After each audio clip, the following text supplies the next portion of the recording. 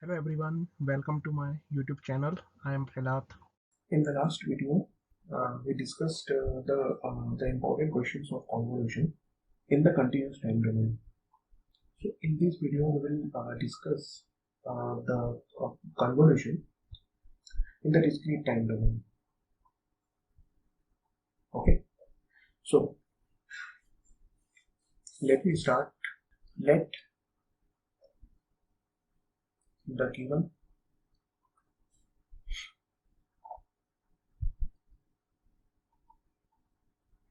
discrete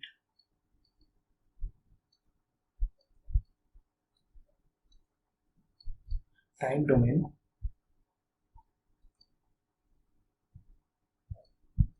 signal is let the given discrete time domain signal is xn. Xn, it is -1, 1, 3, -1 and 4. ठीक है, सो n is equal to 0, ये n is equal to 0 ये हमने यहाँ पर 3 पर कंसीडर किया है.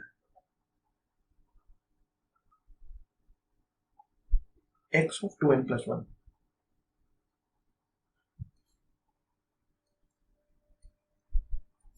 है ना, that we have to calculate. Okay, so in this there are two operations.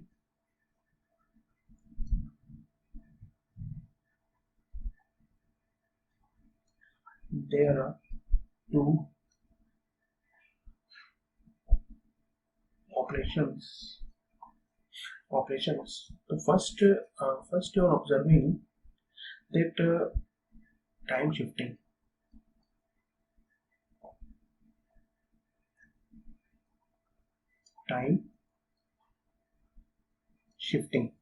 Okay, तो first I will do time shifting. Time shifting में x ऑफ n प्लस 1 सबसे पहले हम यहाँ पर इसको ड्रॉ करेंगे, x of n plus 1. And second यहाँ पर हमें क्या करना है, scaling.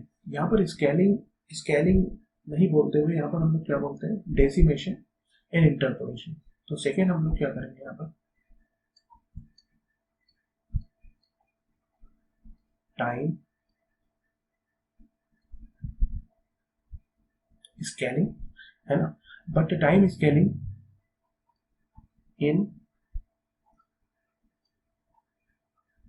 discrete time domain. Time scaling इन डिस्क्रीट टाइम डोमेन है ना, ये दो टाइप्स की होती है.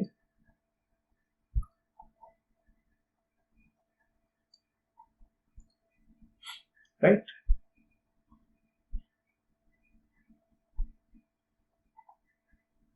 लाइक यदि मैं यहाँ पर x ऑफ n लिखता हूँ, तो x of n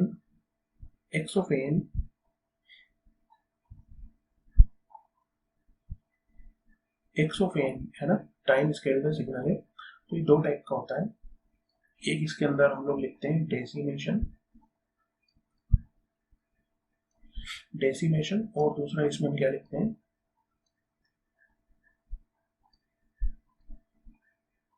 interpolation. Decimation and interpolation. तो डेसिमेशन कब होता है, डेसिमेशन तब होता है जब a की वैल्यू ग्रेटर देन 1 होती है, मतलब जो स्केलिंग फैक्टर होता है वो 1 से ग्रेटर होता है. और इंटरपोलेशन कब होता है, जब a की वैल्यू 0 से 1 के बीच में होती है. तो इसको हम इंटरपोलेशन बोलते हैं. राइट, तो व्हाट वी विल डू, यहाँ पर हमें सबसे पहले xn दिया हुआ है ना. xn से हम सबसे पहले क्या करेंगे, xn को हम यहाँ पर लेफ्ट शिफ्ट करेंगे,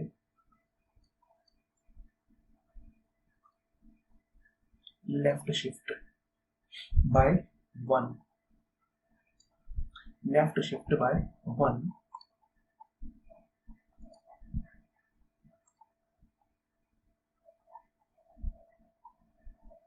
है ना, और लेफ्ट शिफ्ट बाय 1 करने के बाद में यहाँ पर हम क्या कैलकुलेट करेंगे, x ऑफ n+1, और x ऑफ n+1 के अंदर हमें क्या परफॉर्म करना पड़ेगा, यहाँ पर जो हमें कैलकुलेट करना है that is x of 2n+1, तो डेसिमेशन करना पड़ेगा। तो फिर यहाँ पर हम लोग क्या करेंगे, यहाँ पर हम लोग डेसिमेशन परफॉर्म करेंगे, और डेसिमेशन परफॉर्म करके यहाँ पर हम लोग क्या कैलकुलेट करेंगे, x of 2n+1, x of 2n+1।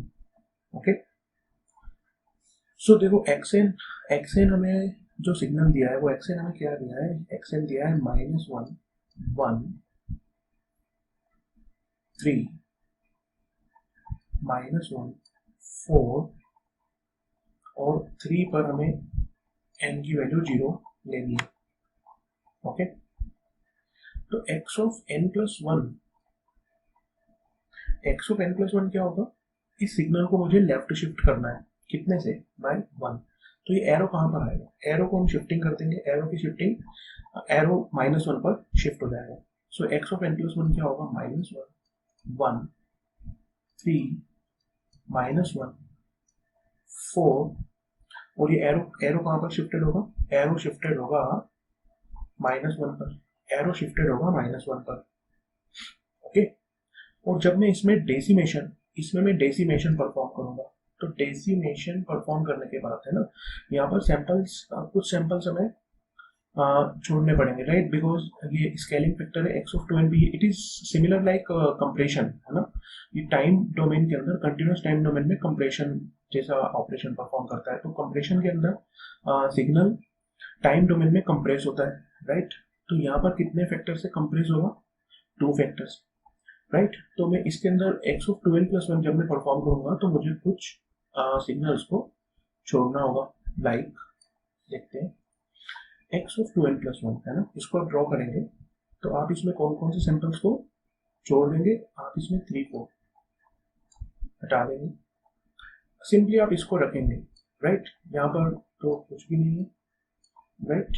आप 1 को भी रखेंगे यहाँ पर एज इट इज, और आप -1 को हटा देंगे। तो x ऑफ 2n+1 की वैल्यू क्या आएगी, ये आएगी 1 और -1, 1 एंड -1, जहाँ पर एरो कहाँ पर होगा, एरो होगा -1 पर, एरो -1 पर हो जाएगा। Okay, done. सो ये हम लोगों ने यहाँ पर क्या प्लॉट किया, ये हम लोगों ने यहाँ पर x ऑफ 2n+1 प्लॉट किया। इसमें हमें समझ में आया कि हम लोग यदि शिफ्टिंग और स्केलिंग एक साथ परफॉर्म यदि करनी है किसी डिस्क्रीट टाइम डोमेन सिग्नल पर, तो हम डायरेक्टली कैसे करेंगे। ठीक है, चलो एक क्वेश्चन यहाँ पर और हम लोग समझते हैं कि सेम एक्शन दिया हुआ है,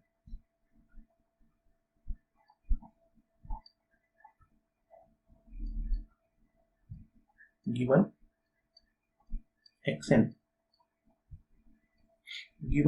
सेम xn इज गिवन -1 में आना, -1 1, सेम ही क्वेश्चन को मैं वापस से ले रहा हूँ, 3 -1 और 4।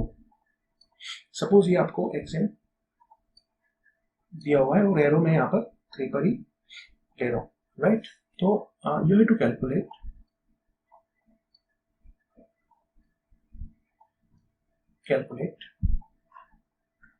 y2n। सपोज मुझे कैलकुलेट करना है यहाँ पर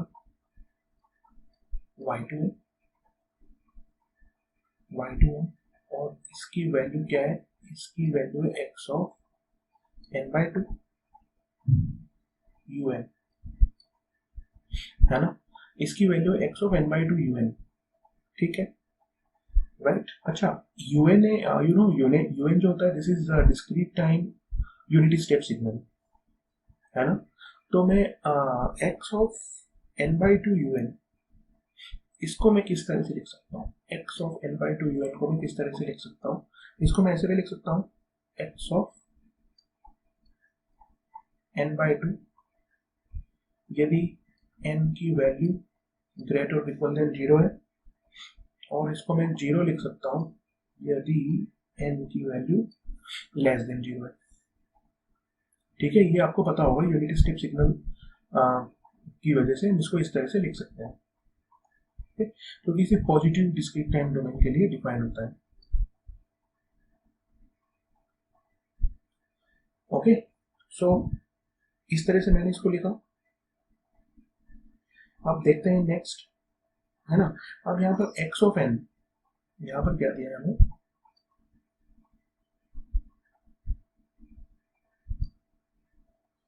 x of n, x of n हमें दिया हुआ है। अच्छा, x ऑफ n से मुझे क्या लिखना है, x ऑफ n बाय 2 लिखना है ना। x ऑफ n से मुझे कहाँ पर जाना है, x ऑफ n बाय 2। तो यहाँ पर टेक्निक कौन सी होगी, यहाँ पर टेक्निक होगी इंटरपोलेशन। ठीक है ना, इंटरपोलेशन इसलिए क्योंकि जो स्केलिंग फैक्टर है वो 1/2 है, और जब स्केलिंग फैक्टर 0 से 1 के बीच में होता है तो वहां पर हम टेक्निक कौन सी यूज करते हैं, इंटरपोलेशन का यूज करते हैं, राइट। इंटरपोलेशन के अंदर देखो x ऑफ n, इंटरपोलेशन में मुझे जीरोस एक्स्ट्रा अपेंड करने होंगे। यहाँ पर देखिए -1 1 3 -1 4, ठीक है, और 3 पर n की वैल्यू 0 है। और मुझे क्या प्लॉट करना है, मुझे प्लॉट करना है x ऑफ n बाय 2। तो क्या करना होगा, x ऑफ n बाय 2 कैसे कैसे हम लोग लिखेंगे, इसमें मुझे जीरोस को अपेंड करना होगा। So how I will append the zeros here, है ना। देखिए इसमें स्केलिंग फैक्टर 2 है, मतलब ये एक्सपांशन जैसा है। तो एक्सपांशन के अंदर सिग्नल के अंदर एक्स्ट्रा इंफॉर्मेशन और ऐड होगी, राइट, मतलब सिग्नल एक्सपांड होगा।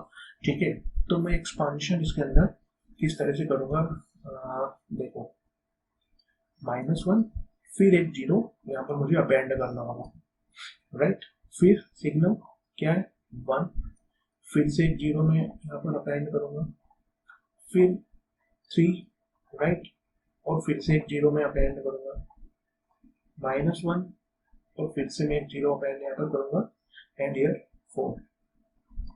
ठीक है, तो ये मैंने जीरोस अपेंड किए, और सिग्नल का जो ड्यूरेशन है वो ट्वाइस हो जाएगा। It is similar like a expansion, है ना। तो -1 0 1 0 3 0 -1 0 4, और यहाँ पर एरो कहाँ पर होगा, एरो स्टिल यहाँ पर 3 पर होगा। डन। तो देखिए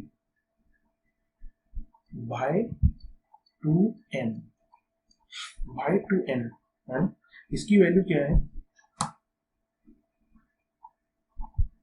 y2n इसकी वैल्यू है x of n by 2 un, x of n by 2 un।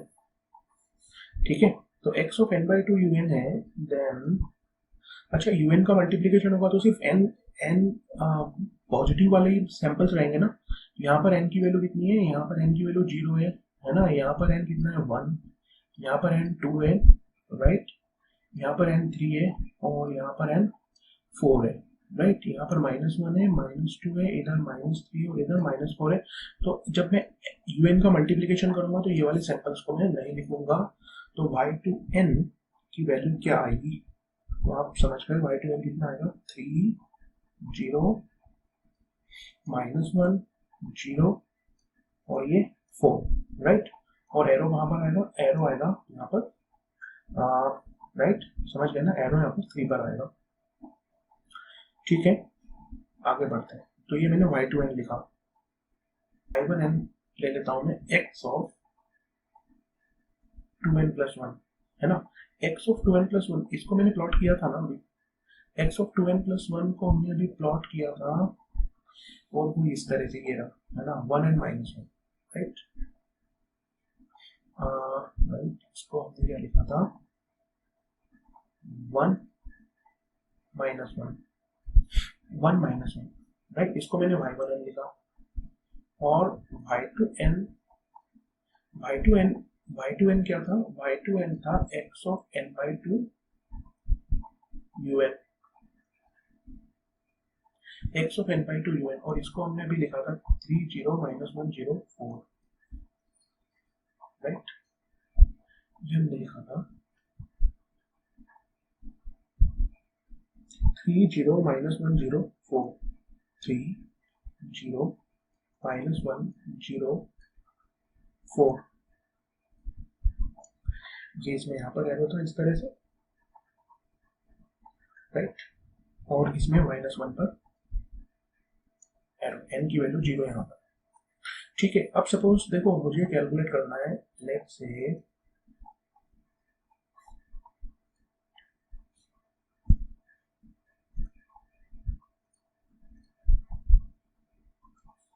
मुझे यहाँ पर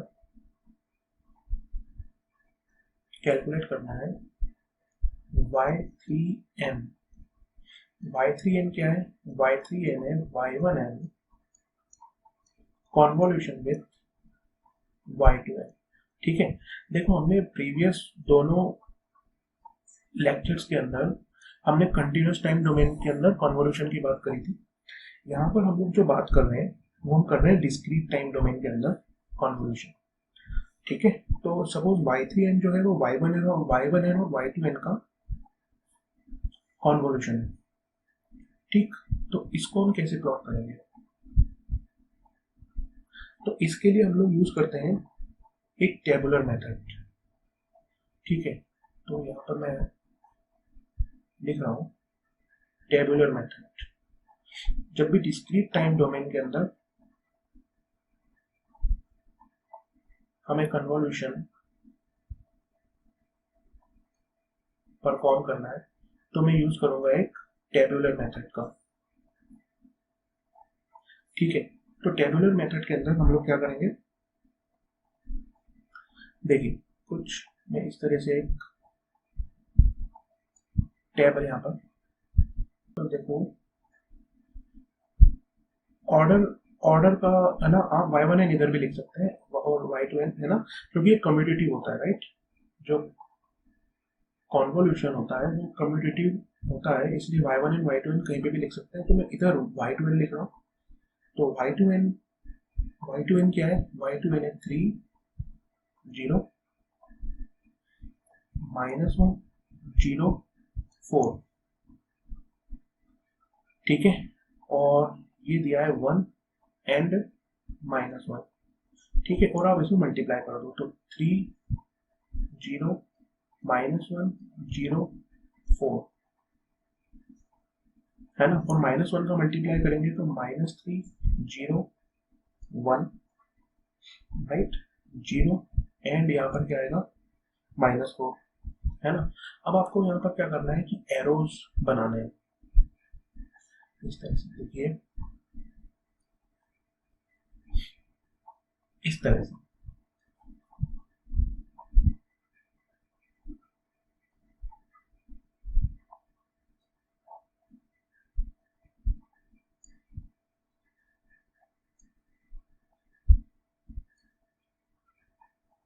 ठीक है। कुछ इस तरह से हमने यहाँ पर एरोस क्रिएट कर दिए, ठीक है ना। अच्छा, एरोस क्रिएट करने के बाद इनको आपको एडिशन कर देना है, तो यहाँ पर देखिए मैं y3n यहाँ पर लिख सकता हूँ,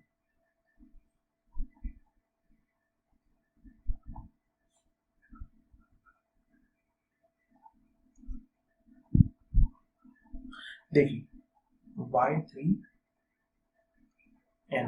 y3n इन दोनों सिग्नल में कॉन्वोल्यूशन है, और y3n लिखने के लिए मुझे क्या करना होगा, इन सारे एरोज में जितने भी एलिमेंट्स हैं उनको ऐड करते जाना होगा, राइट। जैसे यहाँ पर 3 है तो आप 3 ऐड कर दो, है ना, 3 के साथ कुछ भी नहीं है, राइट, -3 + 0, तो यहाँ पर आप -3 कर देंगे, फिर यहाँ पर आप -1 करेंगे, राइट, यहाँ पर आप 0 + 1 है ना, तो 1 हो जाएगा यहाँ पर, और इधर 4 हो जाएगा, और यहाँ पर क्या हो जाएगा -4, ठीक है। तो ये मेरे पास कन्वॉल्व सिग्नल आ गया, 3 -3 -1 1 4 -4, ये मेरे पास इन दोनों सिग्नल्स का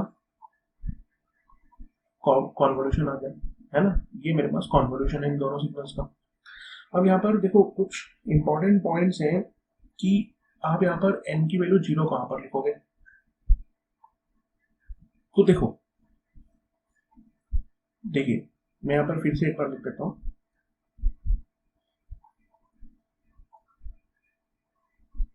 y3n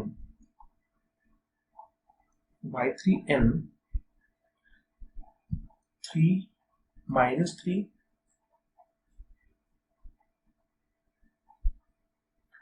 minus 3 कॉमा -1, यहाँ पर है 1 4 और -4।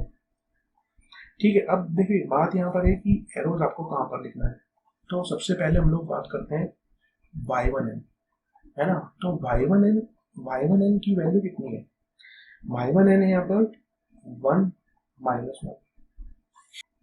तो 1 -1 यहाँ पर एरो यहाँ पर -1 पर है, ठीक है ना। ये मतलब यहाँ पर ये स्टार्ट कहाँ से होता है, ये स्टार्ट हो रहा है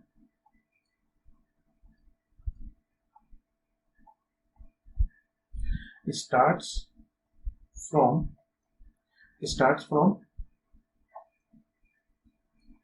n is equal to -1। ये स्टार्ट कहाँ से हो रहा है, -1 से स्टार्ट हो रहा है ना, क्योंकि यहाँ पर 0 है।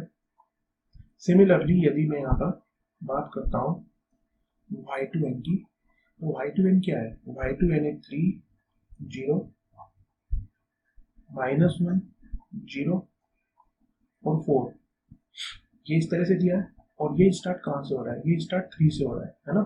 तो ये स्टार्ट कहाँ से हो रहा है, 0, ये है ना 0 से स्टार्ट हो रहा है, starts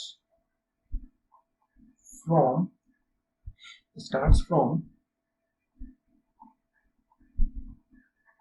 n equal to 0, starts from n equal to 0, ठीक है।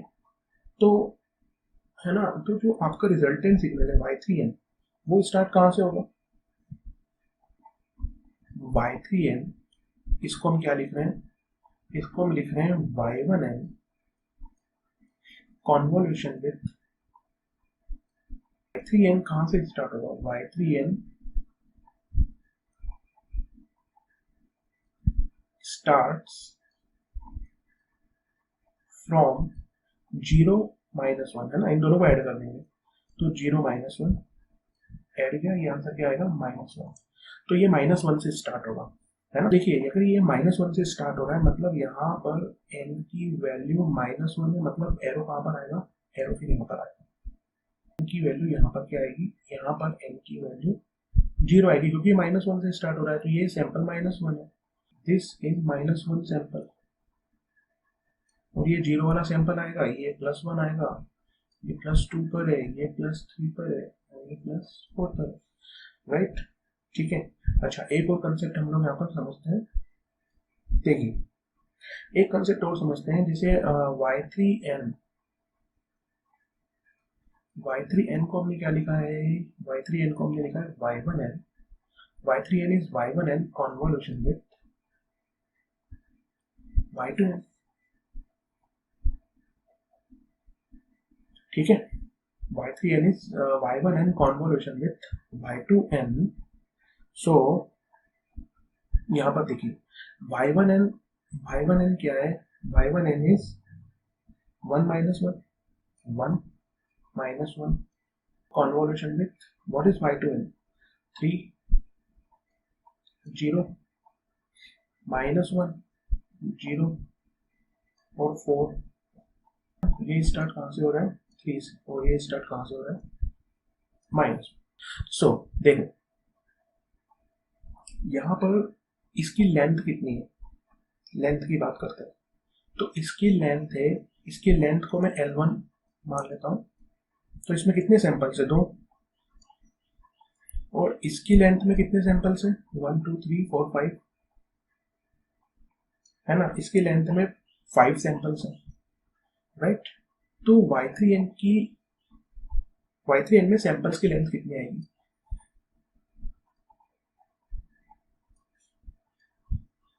टोटल सैंपल्स इन Y3N, टोटल सैंपल्स इन Y3N कितने आएंगे? ये आएंगे L1 प्लस L2 माइनस 1, ये आएंगे L1 plus L2 minus 1, that is 2 plus 5 minus 1, मतलब ये सैंपल्स कितने आएंगे? 7 माइनस 1, मतलब ये सैंपल्स कितने आएंगे? ये सैंपल्स आएंगे 6। ठीक है, और आप इसको काउंट भी कर सकते हो, जैसे यहाँ पर आप काउंटिंग करेंगे तो ये 6 टोटल नंबर ऑफ सैंपल्स होंगे, राइट। यहाँ पर देखते हैं, यहाँ पर देखिए 1 2 3 4 5 6, ठीक है, ये टोटल सैंपल्स यहाँ पर कितने हैं? 6 है, राइट। 1 2 3 4 5 6, ये टोटल सैंपल्स है 6, ठीक है।